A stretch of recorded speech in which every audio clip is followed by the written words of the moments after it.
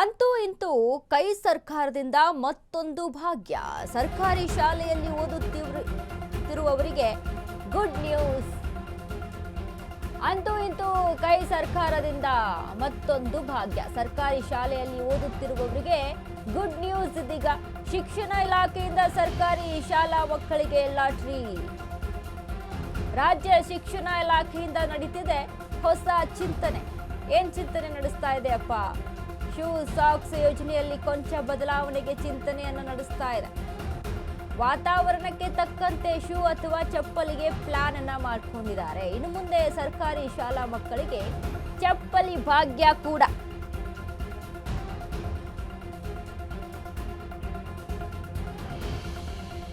ಸರ್ಕಾರಿ ಶಾಲಾ ಮಕ್ಕಳಿಗೆ ಶೂ ಅನ್ನ ಕೊಡ್ಲಾಗ್ತಿತ್ತು.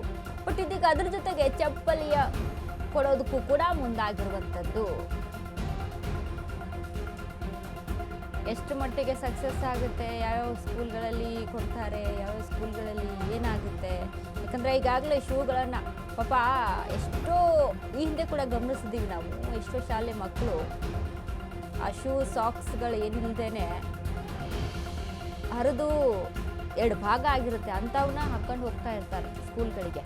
ಆ ರೀತಿ ಆಗುತ್ತೆ. ಇದೀಗ ವಾತಾವರಣಕ್ಕೆ ತಕ್ಕಂತೆ ಅಂದರೆ ಸೀಸನ್ ವೈಸ್ ಏನು ಈಗ ಹೆಚ್ಚಾಗಿ ಮಳೆ ಆಗ್ತಾ ಇದೆ ಅಂತ ಅಂದಾಗ ಆಗ ಶೂ ಅನ್ನು ಧರಿಸೋದಕ್ಕೆ ಸಮಸ್ಯೆ ಆಗುತ್ತೆ. ಅಂದರೆ ಯಾವ ರೀತಿಯಾಗಿ ಅಂದರೆ ಈಗ ಒದ್ದೆ ಆಯಿತು ಅಂತ ಅಂದಾಗ ಅಲ್ಲಿ ಒಂಥರ ಇಚ್ಚಿಂಗ್ ಆಗುವಂಥದ್ದು, ಈ ರೀತಿಯಾದಂಥ ಸಮಸ್ಯೆಗಳು ಮಕ್ಕಳಿಗೆ ಏನು ಈ ಬೇಸಿಗೆ ಟೈಮಲ್ಲಿ ಒಂದು ರೀತಿಯಾದಂಥ ಸಮಸ್ಯೆಗಳು. ಸೊ ಹೀಗಾಗಿ ವಾತಾವರಣಕ್ಕೆ ತಕ್ಕಂಥ ವ್ಯವಸ್ಥೆಯನ್ನು ಮಾಡಿಕೊಡಲಾಗಿದೆ ಶಿಕ್ಷಣ ಇಲಾಖೆಯಿಂದ. ಚಪ್ಪಲಿಯ ಭಾಗ್ಯ ಕೂಡ, ಚಪ್ಪಲಿಯನ್ನು ಕೂಡ ಒದಗಿಸಿಕೊಡ್ತಾರೆ ಅಂತ ಹೇಳಲಾಗ್ತಾ ಇರುವಂಥದ್ದು.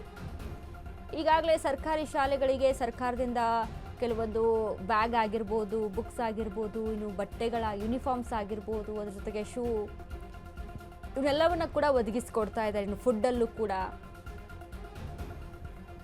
ಮೊಟ್ಟೆ ಆಗಿರ್ಬೋದು, ಬಿಸಿ ಊಟ ಅಂತ ಕೊಡ್ತಾರೆ, ಹೀಗೆ ಒದಗಿಸ್ಕೊಂಡು ಬರ್ತಾ ಇದೆ. ಅದರಲ್ಲಿ ಶೂ ಜೊತೆಗೆ ಚಪ್ಪಲಿ ಭಾಗ್ಯ ಕೂಡ. ಮಕ್ಕಳ ಆರೋಗ್ಯದ ಹಿತದೃಷ್ಟಿಯಿಂದಲೇ ಚಪ್ಪಲಿ ಭಾಗ್ಯ.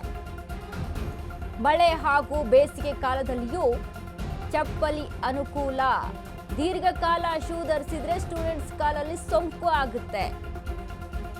ಇಂಥ ಪ್ರಕರಣಗಳ ವರದಿ ಬೆನ್ನಲ್ಲೇ ಈ ನಿರ್ಧಾರವನ್ನ ತೆಗೆದುಕೊಂಡಿದೆ ಸರ್ಕಾರ.